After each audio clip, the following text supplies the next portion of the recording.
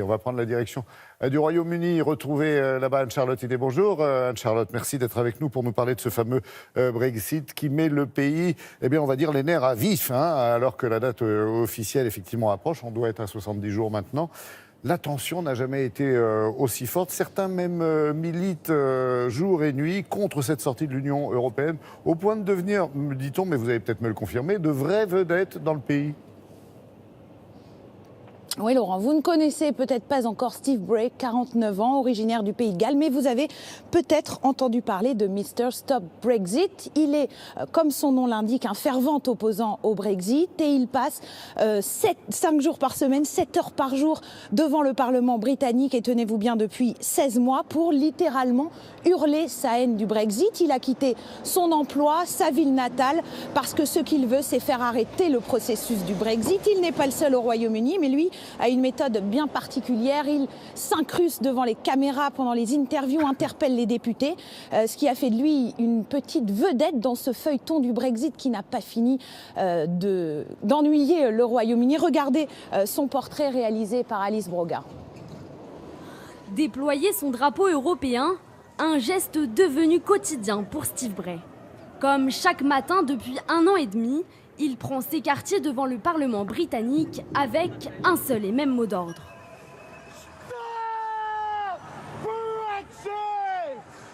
Un cri du cœur qui lui a valu son surnom de Mr. Stop Brexit. Car cet europhile convaincu s'est fixé pour mission de faire entendre la voix des opposants au Brexit. La première fois que je suis venu ici devant le Parlement, avec un drapeau européen à la main, c'était un sentiment tellement puissant. Les passants ont commencé à me prendre en photo et je me suis dit, pourquoi n'y a-t-il personne ici à part moi? Il fallait que ça bouge. Mr. Stop Brexit a le sens de l'image et de l'humour.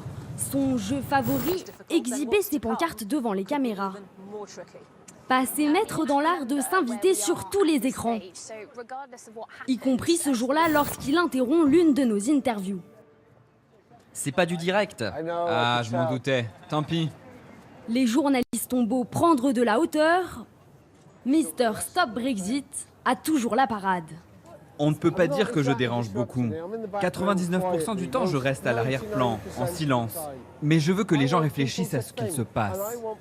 Tout le monde n'est pas sur Internet. Je veux que depuis chez eux, les gens voient que certains ici se dressent contre cette aberration.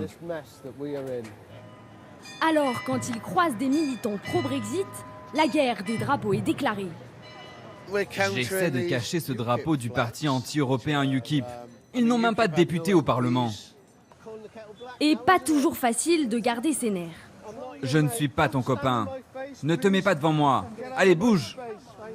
Le rêve de Steve Bray, que les Britanniques puissent revoter sur le Brexit, persuadé, dit-il, qu'il ne referait cette fois pas la même erreur. D'après un dernier sondage, si la question leur était reposée, une majorité de Britanniques voterait désormais contre le Brexit.